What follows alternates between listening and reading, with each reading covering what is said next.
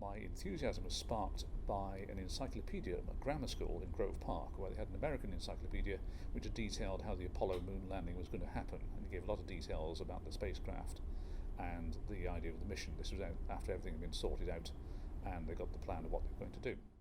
The run-up to the moon landing, the Apollo 11 mission, there was a lot of TV coverage at the time. There was coverage on BBC One, BBC Two and ITV.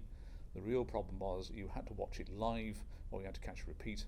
There weren't anything that was enabled to record things. We didn't have no video recorders and of course no internet, no computer sources then to see what was going on.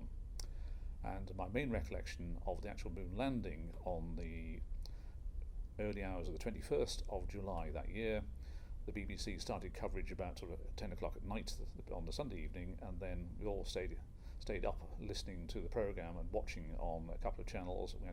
My parents had a radio and TV business. We had two televisions, we had one on ITV, one on BBC, covering all of it, and then seeing the first moonwalk happening just after 3 o'clock on the Monday morning UK time. And then sort of staying awake for the entirety of the mission, and then trying to get some sleep after it had all finished and it had all gone back on board, and then watching the highlights and the reruns later on in the day. Watched it at home with my parents, my mother and father, and I think our pets at the time. I think we had a dog and a couple of cats. The actual moon walk was covered in quite some detail. I remember when they lowered the camera out to see Neil Armstrong coming down the ladder, the picture was actually upside down, and then this was commented upon, and apparently somebody in mission control flicked a switch, and lo and behold the picture from the camera came out the right way up. Buzz Aldrin came down about 15 to 20 minutes later. The moonwalk was around about 2.5 hours total, and they all went back in with their samples of the moon rocks and after they'd set up various experiments. It felt quite tense. We didn't know what was happening in great detail. We had to have interpretations on the TV from particularly James Burke in the UK studios. Obviously we didn't have the amount of coverage we have these days in detail. You didn't get sort of the feeling that you were sort of there live with them.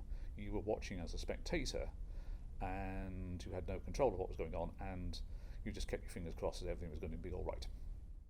We saw coverage of the speech from Rice University. I believe he gave it something like 3 or 4 times in very slightly different forms. As I was only aged about 6 or 7 at the time, it didn't make much of an impression, but I found in later years you can understand the amount of drive that caused, the enthusiasm. We're going to do these things not because they're easy, but because they are hard, and it will sort of inspire people to do things better. Hopefully in the next few years there'll be a return to the moon. There's talk in the American government that they wish to have boots on the moon by 2024. I can understand that this is possibly politically motivated. There's a lot of work going on. It hasn't just stopped since 1972. It has been somewhat on a back burner, but hopefully we will be back on the moon, staying there, and I'm really looking forward to the coverage we're going to get on the internet. You will have live streaming, you will have cameras on astronauts' shoulders, you will be there with them as they go to the moon, as they touch down and they put their feet on the lunar surface.